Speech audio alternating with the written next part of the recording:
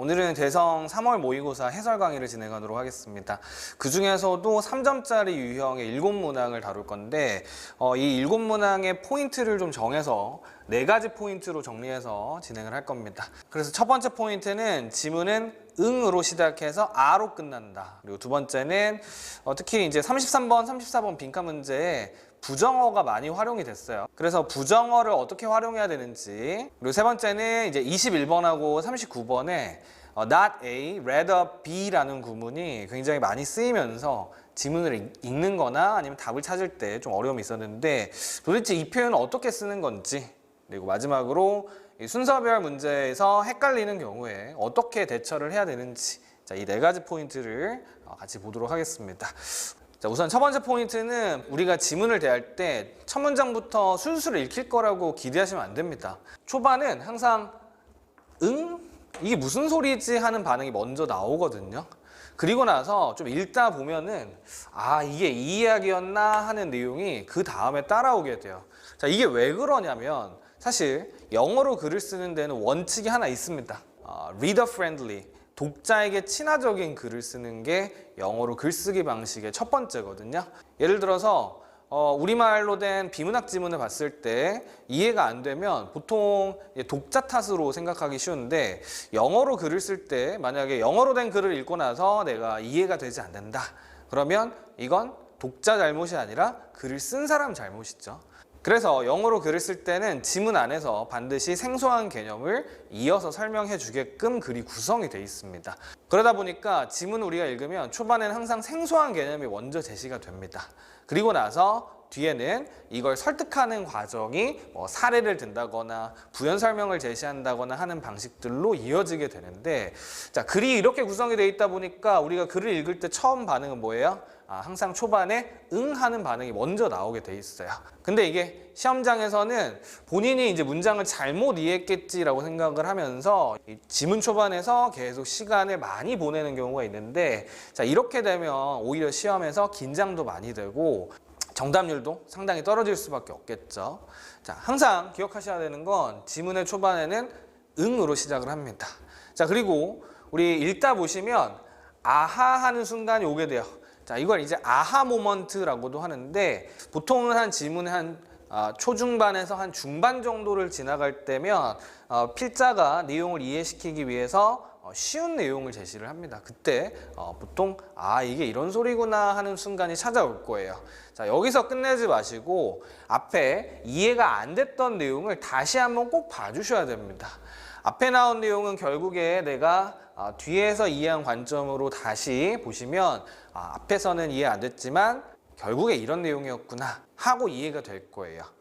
그래서 우리 23번 지문도 사실은 초반 내용이 굉장히 생소한 내용으로 시작을 하죠. 그래서 같이 한번 읽어보면서 이 글을 읽을 때 좀 어떻게 대처를 했어야 하는지, 자, 이 부분을 집중적으로 한번 봐볼게요. 자, 우선 첫 문장에서 핵심을 한번 보겠습니다. 우리 첫 문장의 핵심은 아마르샤 센이라는 사람이 이런 주장을 했다는 거예요. 자, 뭐라고 주장을 했냐면 걱정의 원천이 있는데 그것도 공정함에 있어서 걱정의 원천이 있다. That 뒤에 꾸며줍니다. 그리고 이것은 egoism 하면은 자기중심주의라는 뜻이죠. 자기중심주의는 포용할 수가 없는 공정함에 있어서의 염려라는 거예요. 자, 방금 읽었을 때 어떤 반응이죠? 이게 뭔 소리지? 이기주의 논리가 포용할 수 없는 공정함에 있어서의 염려의 원천. 이건 사실 뭐 한글로 읽어도 무슨 말인지 전혀 모르겠는 표현입니다. 자, 이때 긴장해서 이 문장을 여러 번 읽기보다는 뒤에 아하 하는 순간이 오겠지 하면서 뒤에 내용을 쭉쭉 읽어주셔야 됩니다. 그래서 핵심만 가볍게 체크해 주고요. 자, 그리고 이어서 보면은 한 번 더 수식을 해주는데, 사실 가끔씩 이러한 염려의 원천은 행위들로 이어진답니다. 그것도 직접적인 violation 하면 위반이라는 뜻이었죠. 그래서 이기주의 논리의 위반에 있어서의 행동으로 이어지는 바로 그러한 염려의 원천이라는 거예요. 다시 읽어봐도 전혀 무슨 말인지 모르겠어요. 네. 아마 이 문장만 주고 나서 이거 무슨 말이야? 라고 물어보면 나도 전혀 모르겠는 그런 내용이 나왔는데 중요한 건 뒷문장을 읽으시면서 꼭 앞에 나온 내용과 같이 묶어서 보려는 태도가 중요하죠. 자, 이게 이제 맥락을 보는 건데 자, 뒷문장에서 이렇게 말합니다. 그는 이러한 염려의 원천을 commitment, 헌신이라고 부릅니다. 앞에 이걸 다른 말로 하면 헌신이라는 거래요. 그리고요, 그는 이렇게 또 알려주는데 이것은 포용될 수 없대요. 어디 안에서 원자론적이고 이기적인 틀 안에서는 포용될 수가 없다고 이야기를 합니다. 역시 내용이 굉장히 어려운데 이 헌신이라는 것은 이기주의 프레임워크 틀 안에서는 포용될 수가 없는 개념이래요. 혹시 여기까지도 뭔 소리지? 자, 하지만 멈추지 마시고 계속 내려가 주셔야 돼요. 자, 그 다음 문장 봤더니 행동을 하는 거예요.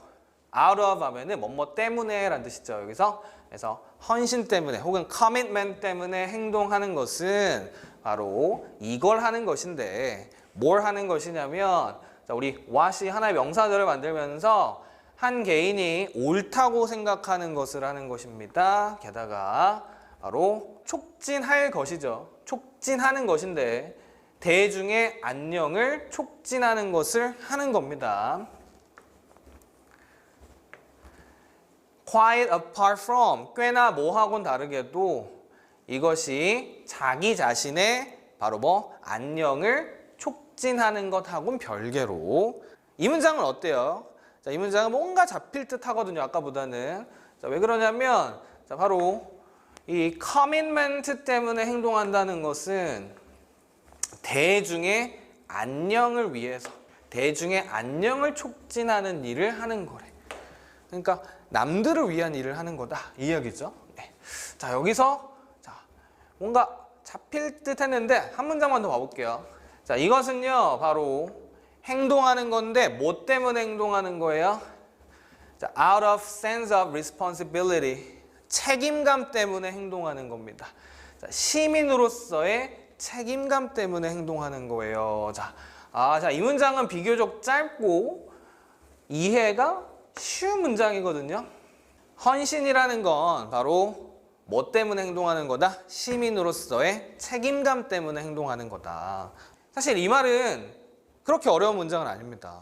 자, 이 지점에서 그러니까 헌신이라는 건 뭐 어려운 게 아니라 뭐 하는 거예요? 자기의 책임감으로 행동하는 거예요. 네. 자, 읽다 보시면 뭔 소리인지 알 것 같은데 하는 구간이 개인차가 좀 있겠지만 어떤 지점에서든지 반드시 올 거예요.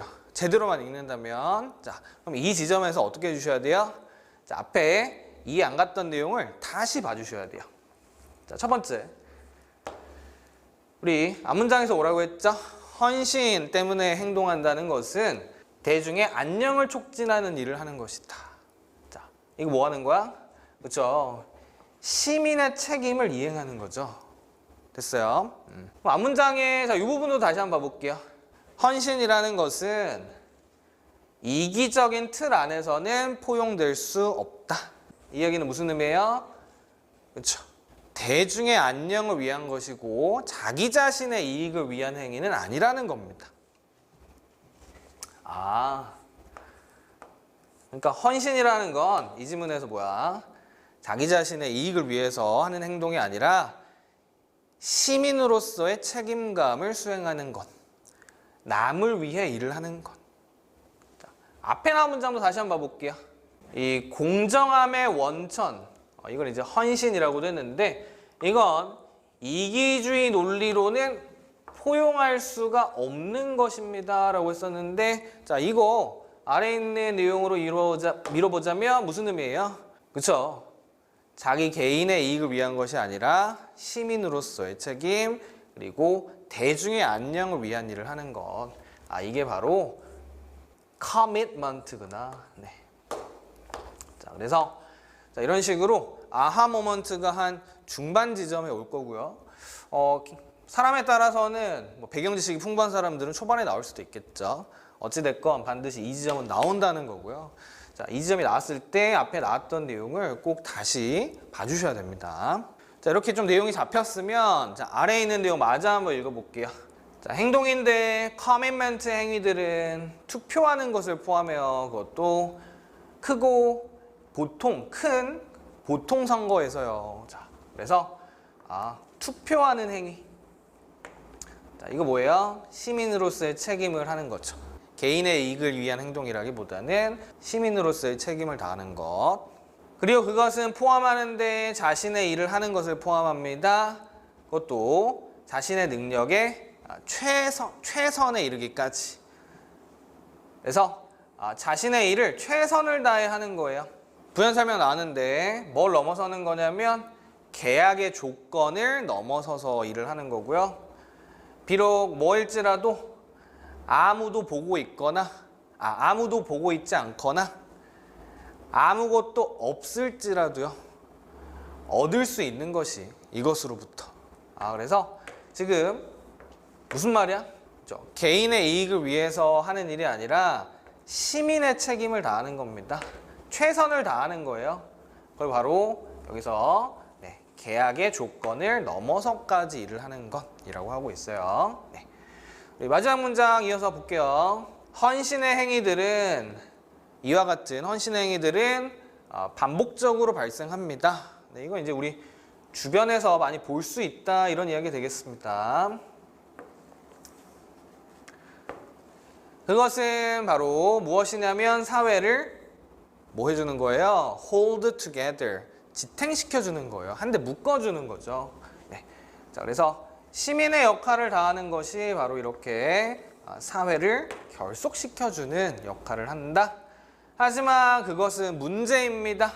바로 이기주의 논리에 있어서는 문제입니다. 자, 우리 이 내용 이제 이해할 수 있겠죠? 이기주의 논리에 있어서는 문제입니다. 라는 건 이 시민으로서의 책임을 다하는 것은 뭐 하는 거예요? 자신의 이익보다는 대중의 이익을 위해서 하는 일이다 라고 했었기 때문에 자, 우리 이 지점을 좀 잘 잡으셨다면 마지막 문장까지 그래도 잘 도착할 수 있지 않았을까?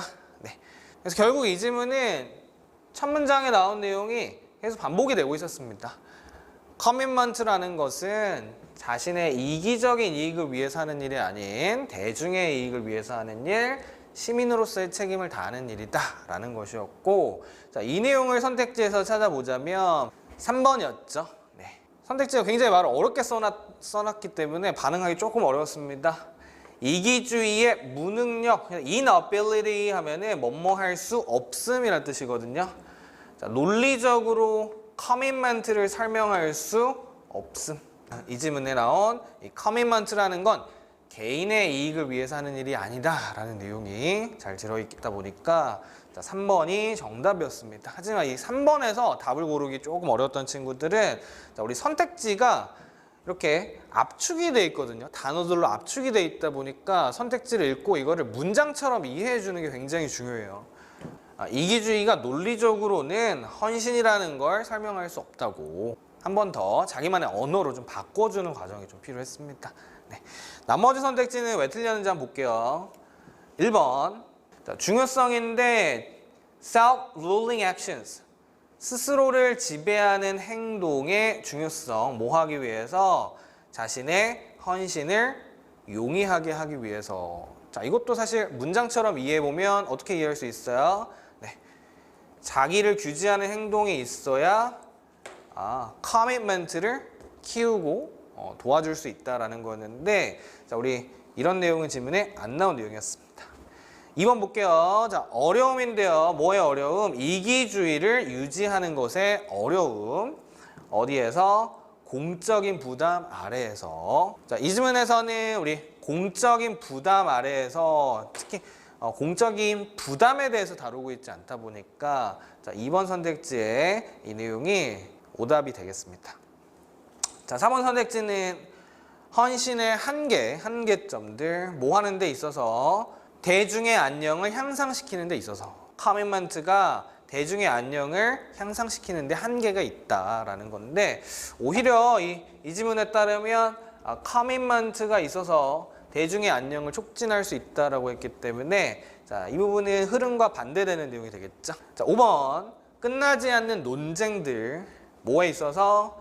헌신에 대한 의무에 있어서, 또 공공의 선에 헌신하는 의무에 있어서 논쟁, 끝나지 않는 논쟁. 자, 이것도 풀어서 이야기하면 어떻게 될까요? 우리가 공공의 선을 위해서 헌신해야 될 의무가 있냐 없냐, 이거 이제 계속 논쟁을 한다 이 이야기인데, 이 지문은 이런 논쟁에 대해서 다루고 있지 않습니다. 그래서 답은 3번이었습니다. 자, 그래서 우리 대입학 다룰 때, 대입학 문제 접근할 때 가장 중요한 지점, 지문 중반부에 이해되는 부분을 꽉 잡으시고 앞에 나온 내용을 다시 봐주는 습관, 이게 실전에서는 굉장히 중요하다였습니다. 그 다음 포인트로 가보겠습니다. 그 다음 포인트는 이제 부정어 활용에 주의하자인데, 최근 들어서 이제 빈칸 문제들은 이제 빈칸 앞에 부정어를 포함하는 경우가 많죠. 예를 들면은, 자, A는 빈칸이다. 자, 이렇게 출제되는 방식에서, 자, A는 빈칸이 아니다라는 식으로 빈칸을 출제하게 됩니다. 자, 이런 경우에는 두 가지 접근 방식이 있죠. 자, 지문에 A가 B가 아니다라고 서술이 되어 있는 경우에는 우리 빈칸에 뭘 넣어주셔야 될까요? 그렇죠? 우리 B에 해당하는 내용을 넣어주시면 되겠죠. 자, 그리고 두 번째는, 자, A는 C다라는 설명이 지문 안에 있다면, 자, 이번에는 우리 not을 고려해 봤을 때 빈칸에는 C에 반대되는 설명이 들어가야 되겠죠. 자, 다만 이 not이 붙어 있는 경우에는 우리가 머릿속으로 처리하기가 힘듭니다. 그래서 한글로 여기다 간단하게 키워드를 적어보는 거예요. 그래서 B라든지 아니면 C의 반대말을 간단하게 이렇게 적어보는 게 현장에서는 답을 고를 때 굉장히 수월하거든요. 그래서 우리 이번 33번, 34번도 빈칸에 부정어가 들어있다 보니까 접근하기가 조금 어려웠을 거예요. 자, 그래서 우선 33번을 먼저 한번 보시면, 자, 33번은 자, 빈칸 앞에 부정어가 있었습니다. 바로 어디 있었죠? few가 있었죠. 네. 그래서 우리 few는 거의 뭐뭐하지 않다라는 의미를 만들면서, 사실 이 지문에서 great ideas, 위대한 아이디어들은 바로 어떠한 것이 아닌지를 묻고 있어요. 그렇다면 이 지문에서 위대한 아이디어가 부정이 되어 있는 내용을 가져오시거나, 아니면 위대한 아이디어에 대한 설명을 반대로 찾아주시면 되겠는데, 자, 이 지문은 우선 이 아이디어에 관한 설명 어디서 나오죠? 자, 첫 문장을 보시면, 자, 우리는 일반적으로 새로운 invention이라는 게 뭐예요? 그렇죠? 기존에 없는 새로운 아이디어나 발명들을 다 invention이라고 합니다. 자, 그래서 이걸 이해하지 못하는데 처음 등장할 때 이해하지 못합니다. 이렇게 말해요. 자, 여기서 우리가 알 수 있는 거, 위대한 아이디어들 혹은 새로운 발명들은 뭐가 아니다. 자, 여기 부정어가 있었죠. 그래서 이 부정어를 생각해서 빈칸에 들어갈 말 좀 생각해 보면, 우리 new invention and great ideas랑 같은 개념이라고 볼 수 있었고, 자, 바로 이해하다. 처음 등장했을 때부터 이해하다에 해당한 내용이 들어가야 되겠죠. 그래서 이런 경우에는 처음부터 이해, 뭐 이런 식으로 간단하게 써주면 도움이 됩니다. 자, 또 뒷문장에 이어서 이렇게 말했어요. 모든 새로운 아이디어는 불확실성이다. 자, 우리 이 문장에서도 알 수 있는 내용이 바로 new idea. 이 지문에서의 new idea는 이제 great ideas랑 같은 개념으로 볼 수 있겠고, 자, 이건 불확실성의 묶음이다라고 했어요. 자, 이 문장은 부정어가 없기 때문에, 자, 빈칸에는 뭐 불확실성에 반대되는 개념이 와야 되겠죠. 네, 그래서 확실성의 묶음.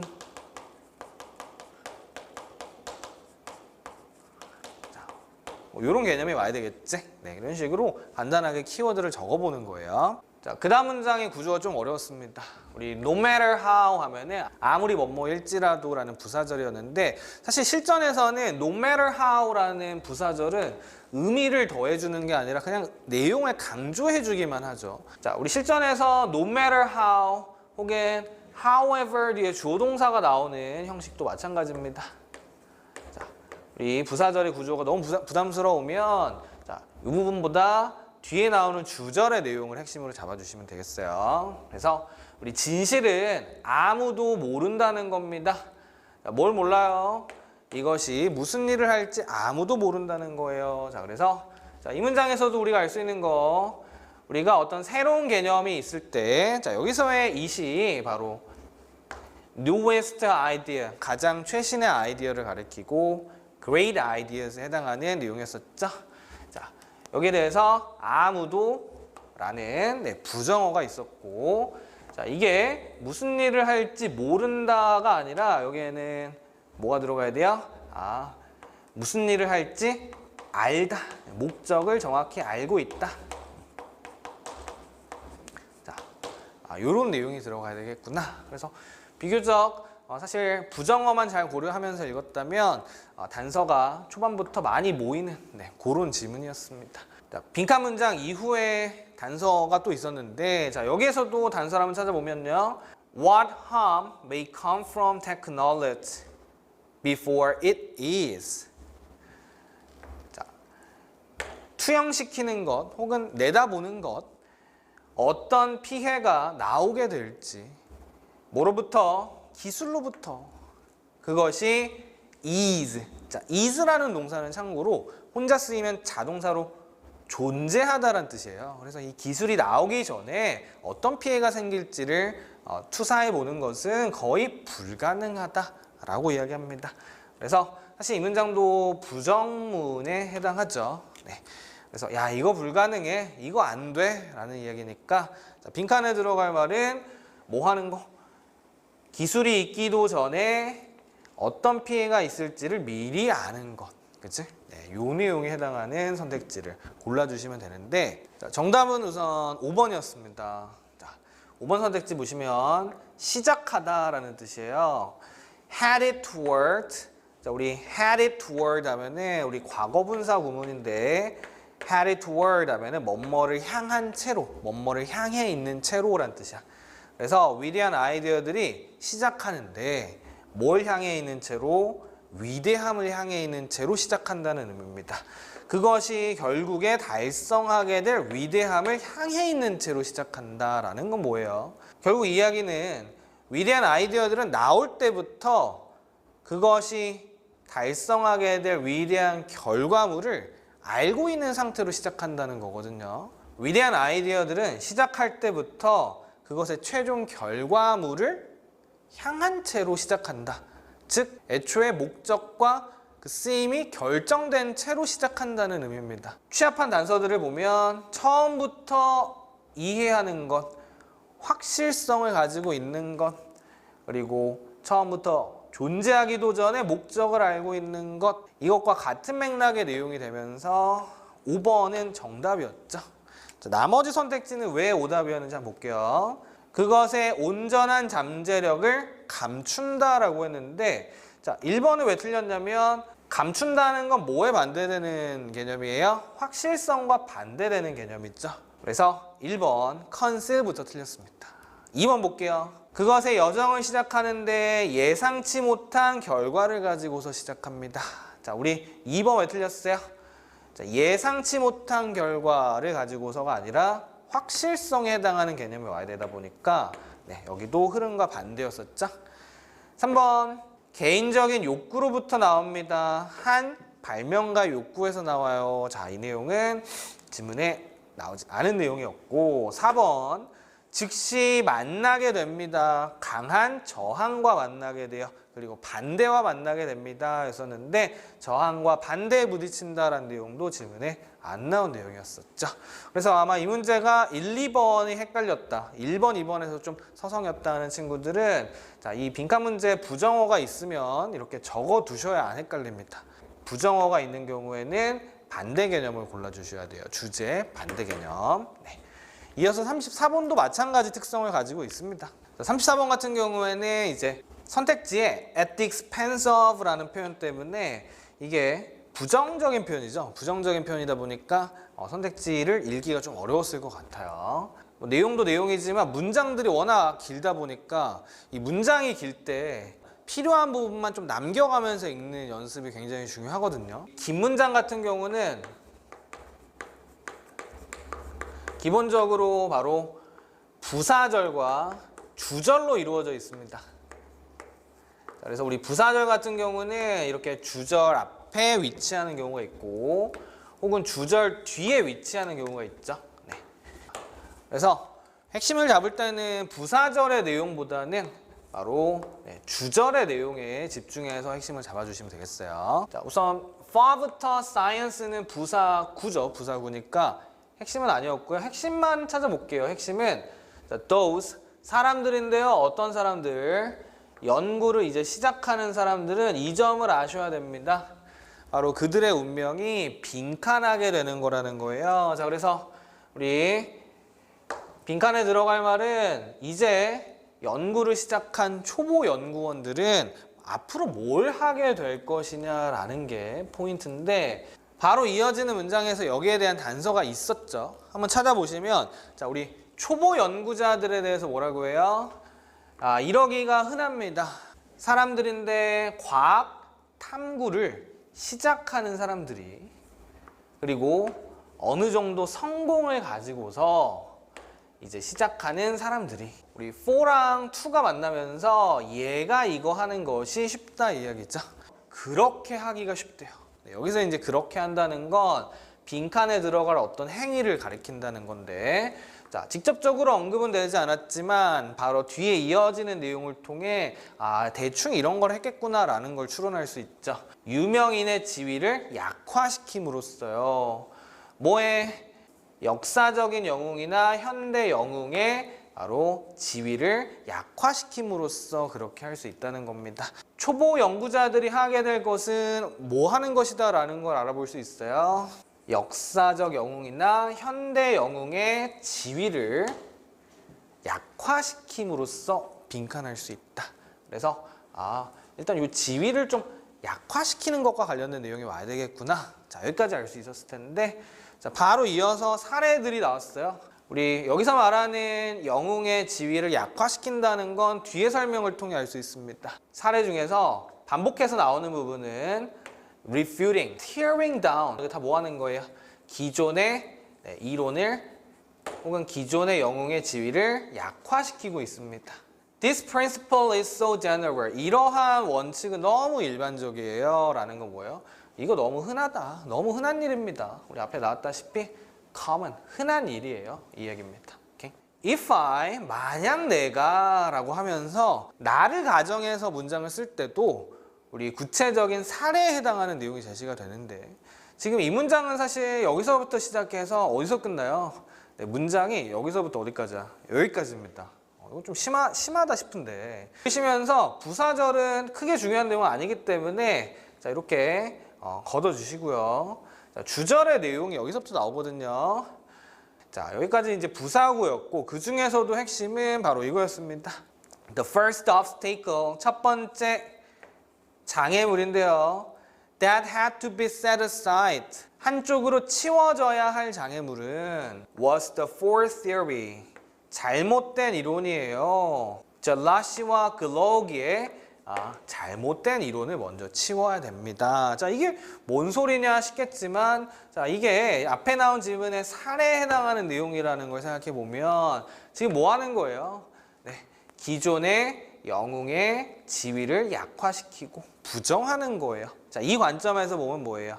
그렇죠? 내가 이제 이 분야의 연구를 시작한다면 나는 먼저 이 전문가나 영웅의 이론을 치우고 시작해야 된다. 그래서 우리 빈칸에 들어갈 말은 기존의 영웅의 지위를 약화시키는 것에 해당하는 내용을 찾아주시면 되는데 자, 1번이 정답이었던 이유 뭐죠? Grow a leader. 약간씩 성장하는 건데요. 뭘 희생시키고서? 위대한 사람의 평판을 희생시키고서 자, 위대한 사람의 평판을 희생시킨다는 건 어디서 알 수 있는 내용이었어요? 그렇죠? 바로 이 부분에서 알 수 있는 내용이다 보니까 1번이 정답이었습니다. 대중을 설득하는 건데요. 어떤 대중? 기존의 지식을 지지하고 있는 대중을 설득하는 것이다. 자, 대중을 설득하는 게 아니라 기존의 영웅의 지위를 약화시킨다라는 내용 와야 되겠고 3번 지문에는 대담하게 도전해야 된다라는 맥락의 내용 아니었었죠. 4번 establish 잘 자리 잡은 기존의 패러다임을 uphold 지탱시키는 것이다. 아니 지탱이 아니라 오히려 반박하는 거죠. 길을 따르는 건데 가장 성공한 과학자들의 길을 따르는 것이다. 자, 일단 기존의 길이라 아니면 영웅들의 길을 따르는 게 아니죠. 부정하는 거기 때문에 우리 follow가 흐름과 반대되는 설명 되겠습니다. 두 번째 포인트는 바로 우리 최근에 빈칸 문제들이 부정어를 활용하다 보니까 자, 이걸 조금 영리하게 계산하듯이 문제 접근해야 된다는 거 잘 기억해 주셨으면 좋겠습니다. 자, 세 번째 포인트는 자, 이번 시험 문제는 not A, rather B 구조가 상당히 많이 쓰였는데 우선 이 표현을 어떻게 쓰는 건지부터 확인하고 넘어가 볼게요. 우선 이 문장이 있습니다. 자, 이 문장은 굉장히 평범한 문장이에요. 그는 개념을 이해했다. 자, 굉장히 평범하고 밋밋한 문장이라서 아마 필자가 전달하고 싶은 핵심 내용이 이 문장의 내용이라면 자, 이것만으로 성에 차지 않을 수 있겠죠. 그래서 필자는 반드시 꼭 자기가 전달하고 싶은 내용일 때 자, 이 내용을 강조하고 싶을 때 여러 가지 방법이 있지만 그 중에서 최근 시험에 많이 등장하는 표현 방식은 이 방식이에요. 바로 not과 rather를 쓰는 방식인데요. 이 rather를 쓰게 되면 앞문장에는 A가 아니라 라는 표현이 더해지면서 자, 이 문장 같은 경우는 뒤따라오는 내용에 강조가 생깁니다. 앞문장에서는 이 학생은 사실을 그냥 기억한 게 아니야. 그게 아니라 개념을 이해했어 라고 하면서 바로 그냥 암기한 게 아니라 이해했다라는 내용이 오히려 강조가 되죠. 자, 이런 식으로 not A, rather B 구조는 앞문장의 부정문이나 혹은 부정의 내용이 제시가 된 이후에 B의 내용을 강조하기 위해서 이렇게 서로 대립되는 개념을 제시합니다. 자연스럽게 뒤따라오는 내용이 강조가 되죠. 자, 이렇게 지문에서는 필자가 말하고자 하는 바를 최근엔 rather, not과 rather를 사용해서 강조를 하고 있는데 자, 지문에서 이런 표현을 만났다면 우리의 초점은 어디에? 그렇죠? 우리 B에 두시면 되겠습니다.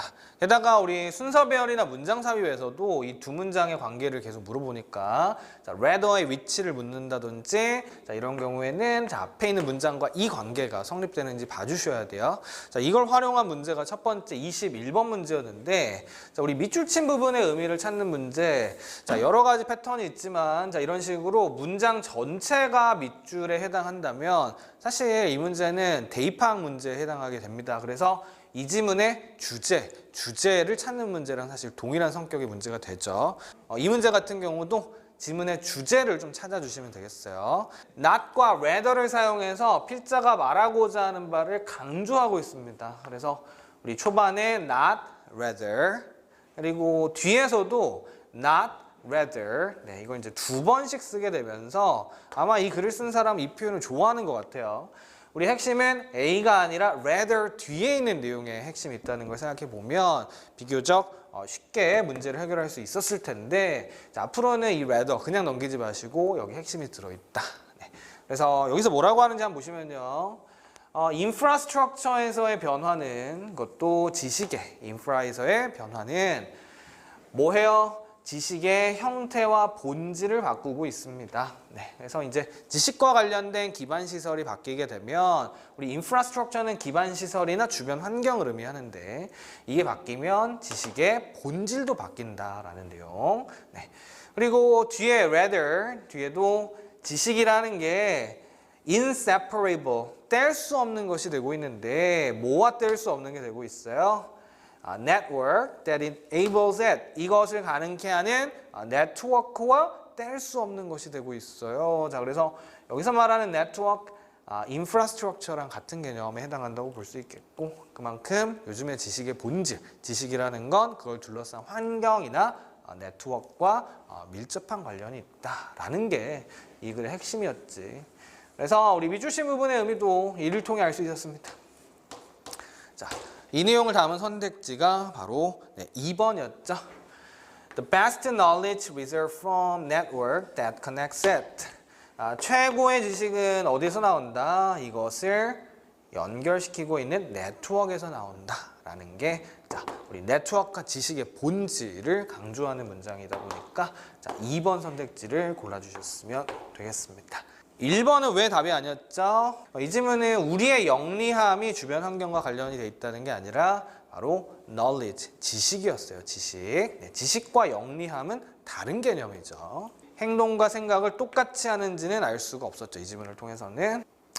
우리 4번은 왜 틀렸어요? 네트워크에 관한 설명은 제시가 됐지만 이 지식에 관한 설명이 제시가 안 됐죠. 이 질문이 강조하는 내용이 기술이 아니었죠. 네. 자, 5번 집단지성은 네트워크를 만듭니다 라고 했는데요. 네, 집단지성이 네트워크를 만드는지 지문의 설명이 안 나와 있었습니다. 자, 그리고 이 not A, rather B라는 표현이 우리 문장삽입의 제시문에도 쓰이고 있었죠. 네.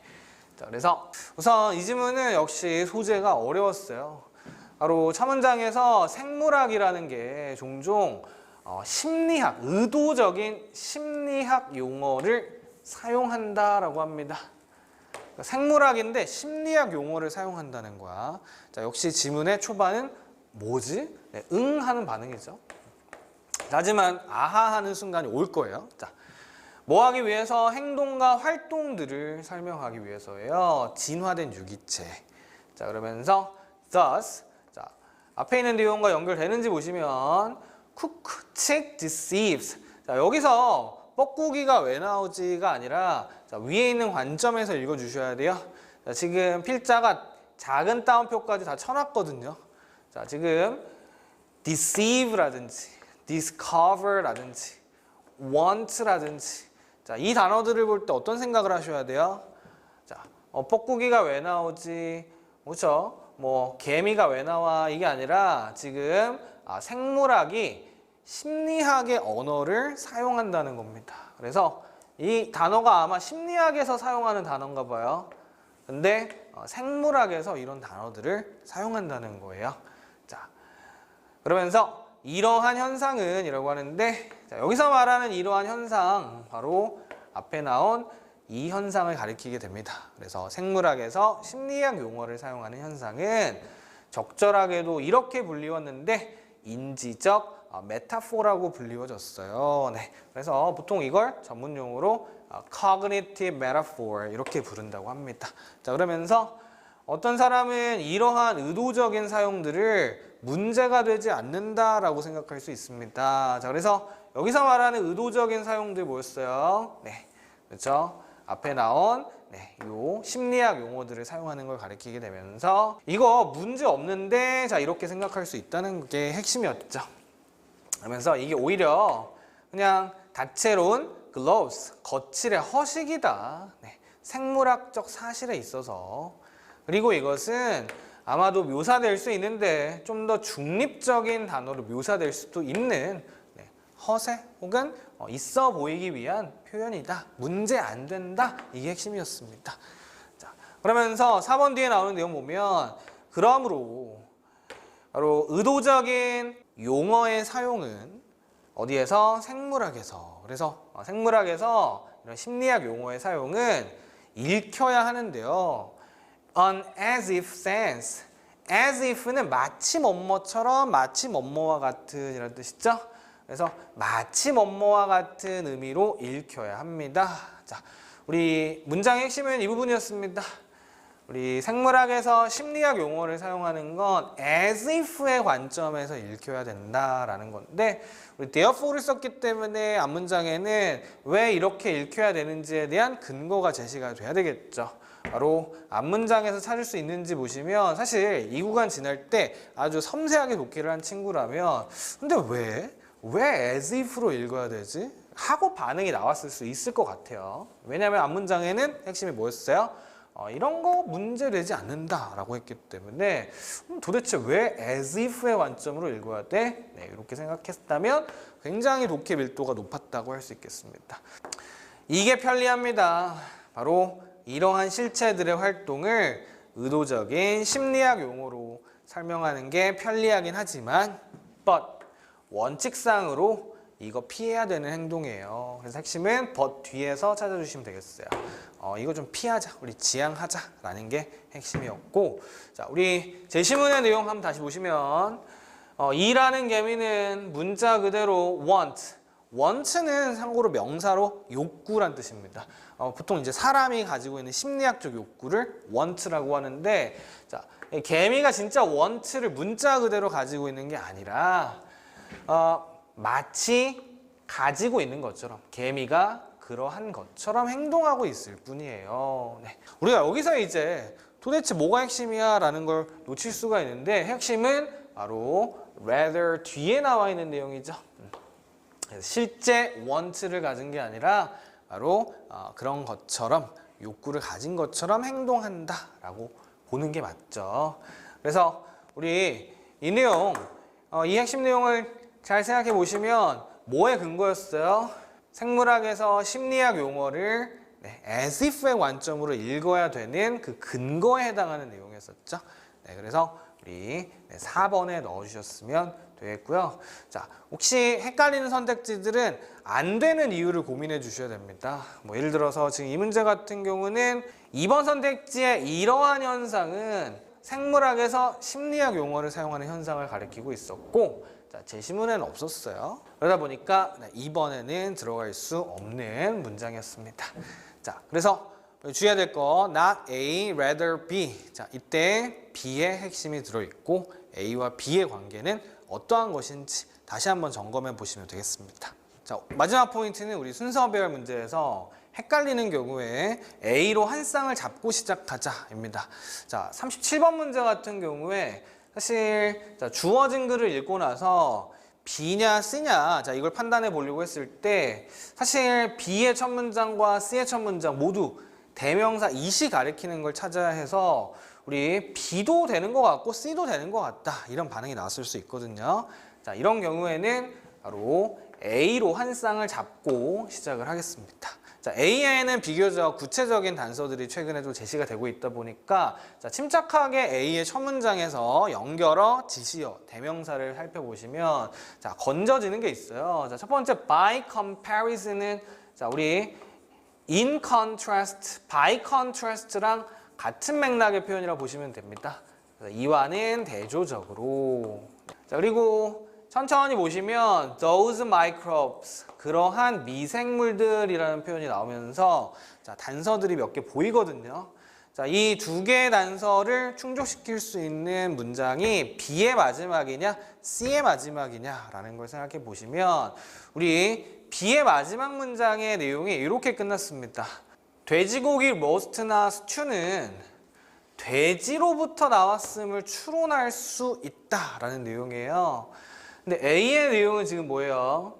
섬세한 스폰지 같은 구조는, 이제 빵에서 이렇게 부풀어 오는 이 구조는 어때요? 복잡성을 가지고 있습니다. 그래서 여기 단순하게 추론할 수 있는 게 아님을 지금 대조하고 있고요. 여기서 말하는 those microbes로 가리킬 수 있는 미생물들은 바로 어디에? 그렇죠? 여기 나오는 yeast, 박테리아 같은 미생물들을 가리키게 되면서 B와 A가 우선 한 쌍이구나 라는 걸 알 수 있었죠. 자, 나머지 과정은 이제 C가 앞에 가냐 뒤에 가냐를 따져주시면 되는데, 우리 순서별에서 자연스러운 걸 찾기보다 항상 중요한 포인트는 안 되는 이유를 찾아주시면 되겠습니다.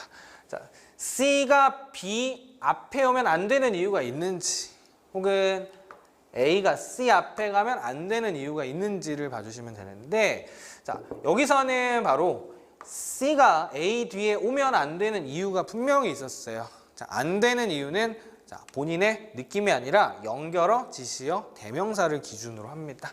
자, 우리 C의 대명사 it은 자, 문맥을 좀 보면 자, 이것은 길고 복잡한 과정이 끝날 무렵에 등장하는 것이고 정착을 가정하는, 그러니까 정착 과정 이후에만 올 수 있는 거예요. 게다가 뭘 포함하냐면 복잡한 분리입니다. 인간과 식물 그리고 미생물의 노동을 분리한 과정 이후에, 이게 끝날 무렵에만 나올 수 있는 그 무언가인데, 자, 우리 A에는 이 it으로 가리킬 만한 내용이 있느냐라는 걸 따져보시면 사실 A에는 없었고, 우리 어디에 있었냐면 바로 제시문에 보시면 이 빵 한 덩어리가 문명 전체를 암시한다라는 설명이 있었어요. 그래서 여기서 말하는 it은 바로 빵이었습니다. 이 빵이라는 게 바로 정착, 그리고 인간과 식물, 미생물의 노동의 과정 이후에 나온다라는 건 바로 이 문명이 정착한 과정을 설명하게 되면서 자, 우리 CBA가 적절한 순서가 되겠습니다. 자, 그래서 오늘 이제 이 네 가지 포인트를 중심으로 해서 고난도 문제들을 다시 살펴봤는데, 자, 이 네 가지 포인트를 피드백할 만한 자료를 링크에 첨부를 했습니다. 그래서 자, 시험 보시기 전에, 다음 모의고사를 보시기 전에는 자, 본인이 이제 약점을 파악했기 때문에 그걸 메꿀 수 있는 자료를 한번 보시면서 다시 공부하시면 좋겠습니다.